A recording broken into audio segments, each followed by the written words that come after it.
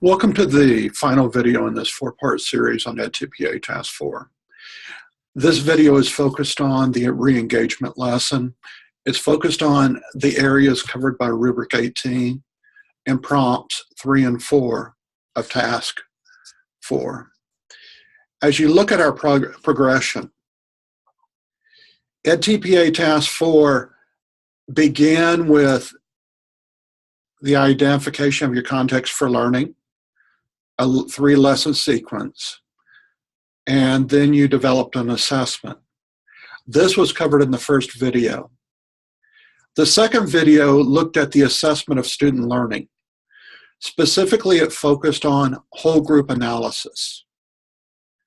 In the third video, you looked at the individual work of 3 focus students. Your focus there was looking at the mathematical concepts that they were not understanding. There was also an emphasis on providing specific evidence from their work samples. Work samples are a crucial part of that analysis of the 3 focus students. In this video, we're looking at the re-engagement lesson, commentary prompts 3 and 4.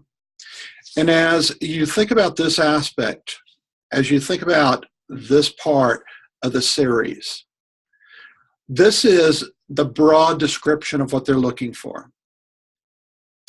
First task, you have to have a targeted learning objective or goal. Now that's going to be based on the misconceptions that you saw in the 3 focus students. The targeted learning goal has to be connected with some misunderstanding, with some error, with some struggle that those 3 students made. Second piece, you're going to design a re-engagement lesson. This re-engagement lesson should take the form of a different modality, a different method, a different approach, maybe more manipulatives, maybe less manipulatives, maybe more visual. But the re-engagement lesson is designed to remediate the misunderstandings of your 3 focus students. It's focused on that targeted learning objective. You're going to teach the lesson. As you teach the re-engagement lesson, you're going to collect work samples. You're going to collect evidence of student thinking.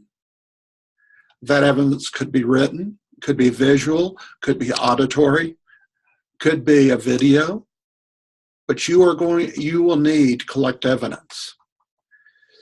And then the third or the fourth piece is you're going to submit those 3 focus work samples along with your commentary, because your evaluator will look not only to your commentary, but will also look to the work samples. And then the last part of this prompt is you are looking at the effectiveness of the re-engagement lesson and its effectiveness on student learning. Here the focus is going to be on your analysis. What do you see? Why were the students successful? Why were they not successful? And along with that aspect, you will be presenting evidence from the student work samples to support your observations. So your resources, commentary prompts 3A, 3B, 4A, 4B, 4C. As we go through this video, you will see that I will not refer to every commentary prompt. This video is focused on the main content. Some of the prompts refer to how you will present the work samples.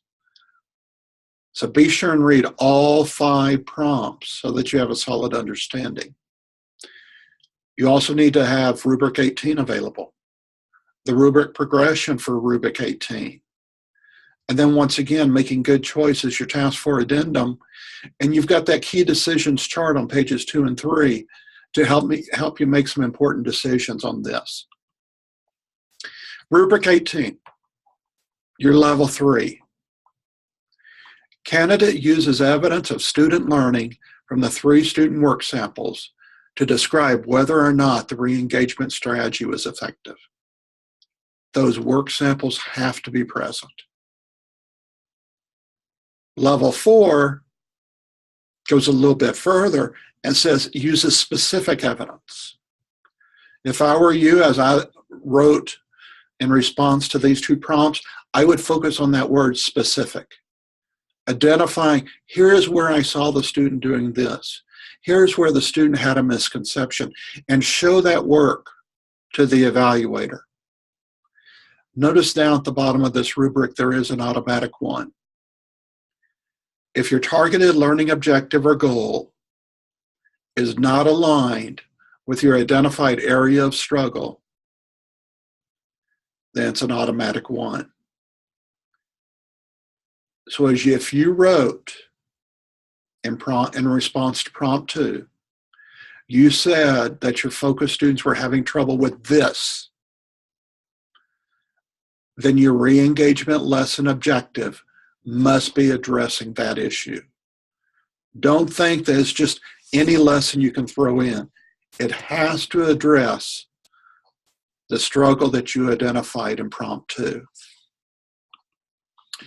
Here we're looking at the rubric progression. Notice what it says. Candidate describes how evidence reveals whether or not it was effective. Candidate provides examples to show whether or not. So here, much like we saw as you wrote in prompt 2, not only are you describing a narrative, but you're giving specific examples. You're referring specifically to student work samples to say, this is what's right. This is why I believe what I do. For example, as you look down below at the example paragraph they give you,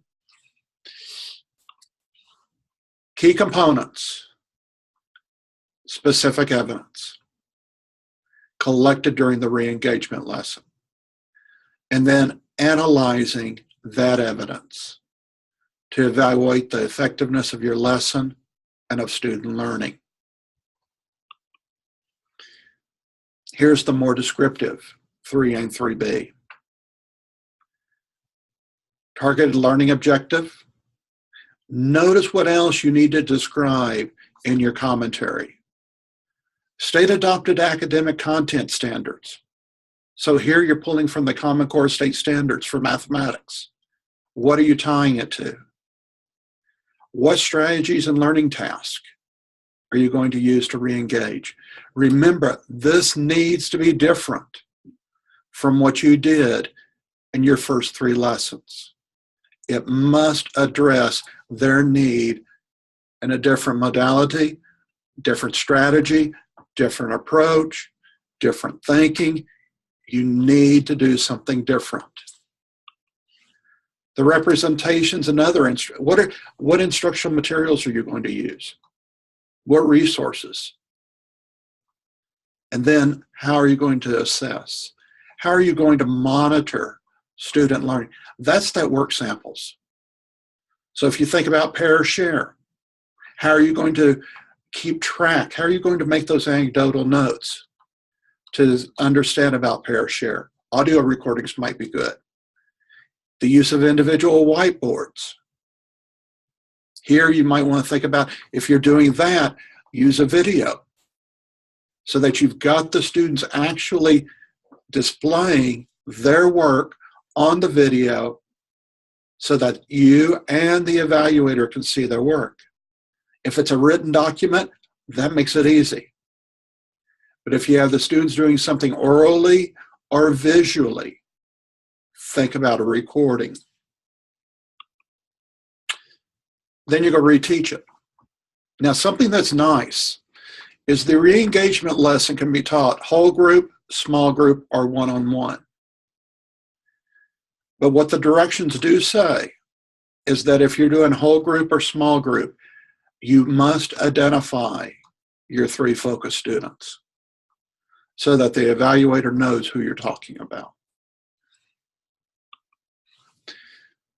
After you've taught the lesson, Analyze the effectiveness. Notice what it says.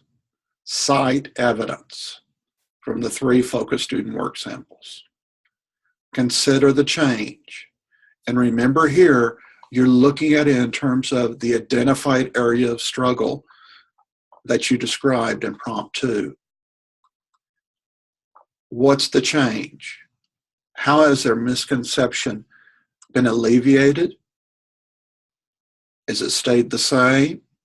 Are they still at the same level? Now, one piece of caution. The evaluators are focused on how you analyze and reflect on your teaching. If your lesson bombs, that does not mean that you will not get a passing level on this. What the evaluator will look at is your evaluation of the lesson.